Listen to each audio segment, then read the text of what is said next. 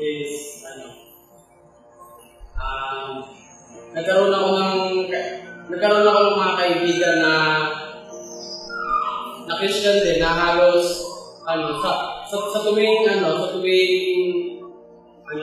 nalulungkot ka, naboboring ka. Kasi yung unang pagpunta ko sa Rema, parang okay, boring, tapos hindi ka makasabay kasi parang ang tingin mo, mas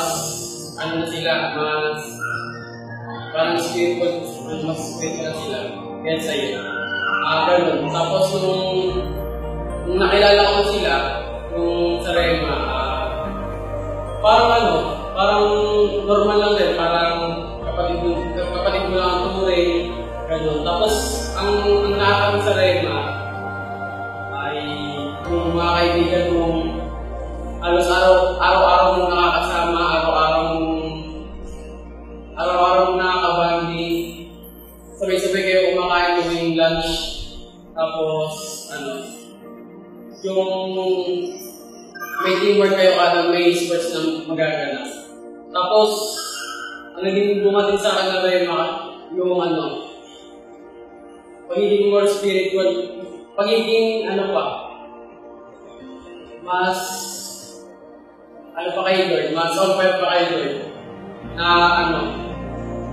marami rin ako natutunan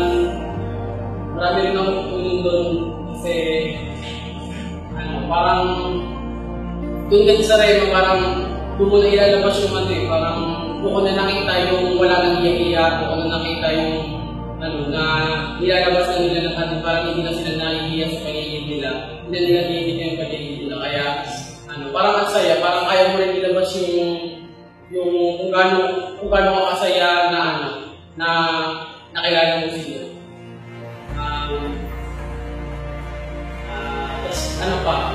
Doon din ako nakalam ng mga ibang kanta na halos naging tatak sa buhay ko, parang naging rin sa buhay ko na naikukumpara ko. Yun lang, naging masaya ako na nakapunta ako ng Rema, naging masaya ako na naging part sa buhay ko yung Rema. That's why I like it.